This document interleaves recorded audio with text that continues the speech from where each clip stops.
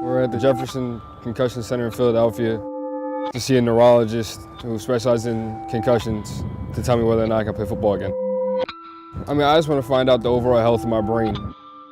Regardless of what it is, whether they tell me I can play or can't play, I just want to know if I'm healthy.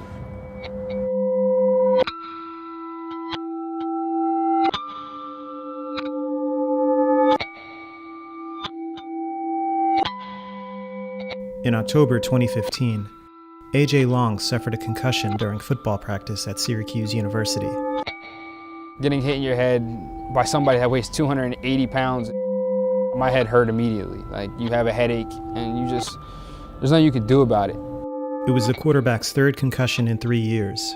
Soon after, the team's head doctor summoned the sophomore to his office.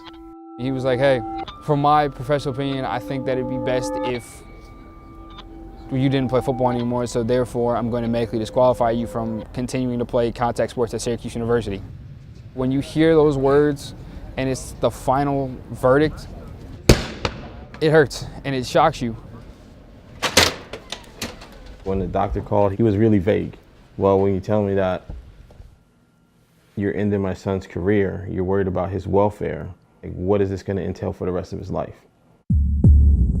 According to a 2014 survey by the NCAA, nearly 1 in 10 football players admitted suffering multiple concussions during their collegiate careers. Yet the NCAA sets no limits on the number of permissible concussions an athlete can receive before being permanently removed. Instead, they allow each school to set its own rules.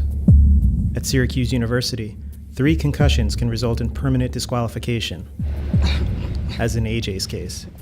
After my family doing their research and telling me that we're going to go to a specialist and we're going to have them look at it to tell us what they think, because this is what they do for a living. We wanted to trust what they were telling us, but we also wanted to verify, because we're talking about the rest of his life and not just playing football. What I'm hoping happens is that they look at my brain and they tell me my brain is fine and it's completely safe for me to continue to play the game that I love in football. The brain is something that you can't play with. But, it's hard to put a value on the competitive spirit. I grew up playing a sport to save my life. I have a son, introduced him to the game, and he fell in love with it. As a freshman in high school, he threw for 2,800 yards and almost 30 touchdowns. I had broken Pennsylvania state record for passing yards as a freshman and passing touchdowns. So it was, okay, I can play at a high level. Manziel, all day to throw.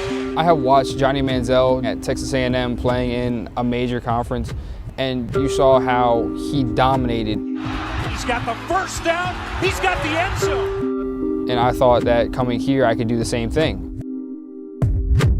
That's from my very first spring game at Syracuse. First college game, really. First time that they get to see me play in the Carrier Dome. Let's go to the highlights and watch the Wolfpack here today, and the rookie A.J. Long with some big-time throws. It was 9-0 right before half. A.J. Long throws a beautifully thrown ball to Lewis in the corner of the end zone. Momentum.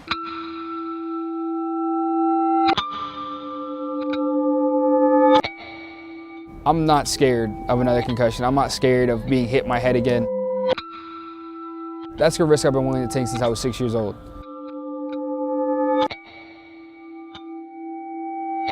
So what happened? The neurologist laughed at me because my head is fine.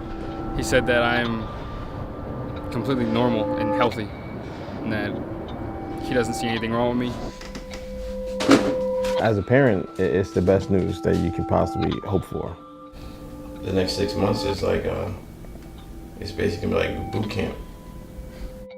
AJ doesn't know where he'll play next, but there are about a half dozen schools interested in having him. We're going to get him prepared wherever he goes. We'll see what chapter 2 is.